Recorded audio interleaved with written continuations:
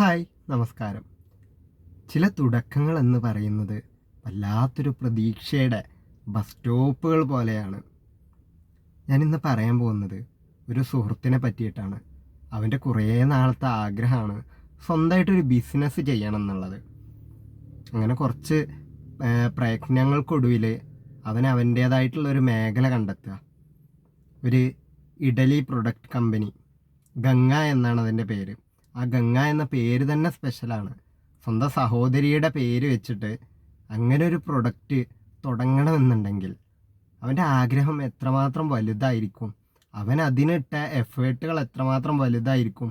അവനൊറ്റ demand മാത്രമേ ഉള്ളൂ, ഇതിൽ ഒരിക്കലും ഒരു കോംപ്രമൈസും ഉണ്ടാവില്ല എന്നുള്ളത് നമ്മൾ മനസ്സിലാക്കേണ്ടത്.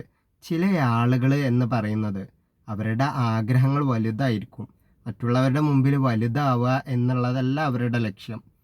എത്ര ഉന്നതികളിലെത്തിയാലും, എത്ര ഉയരങ്ങൾ കീഴടക്കാൻ കഴിഞ്ഞാലും എല്ലാവർക്കും ഒപ്പം സന്തോഷത്തോടു കൂടി ജീവിക്കണം.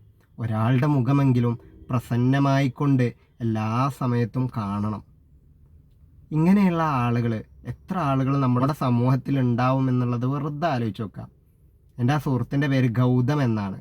ഞാൻ നിങ്ങളോട് പറയാൻ പോകുന്നത് അവനെ മാക്സിമം സപ്പോർട്ട് ചെയ്യുക. അവനൊരു ചെറിയ സ്റ്റുഡൻ്റാണ്, ഡിഗ്രി സ്റ്റുഡൻ്റാണ്.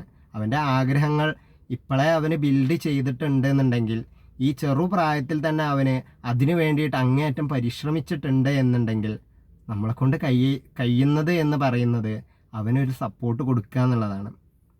മാക്സിമം ഞാനത് കഴിച്ചതാണ്. മാക്സിമം നല്ല നല്ല ക്വാളിറ്റിയുള്ള ഇഡലിമാവാണ്. നമ്മളെല്ലാവരും ഇത്തരത്തിലുള്ള ചെറിയ ചെറിയ സംരംഭങ്ങളെ വലിയ തോതിൽ സപ്പോർട്ട് ചെയ്താൽ നമ്മുടെ പ്രിയപ്പെട്ടവർക്കൊക്കെ കിട്ടാൻ പോകുന്ന വല്ലാത്ത സന്തോഷമുണ്ട്. Stay positive and support.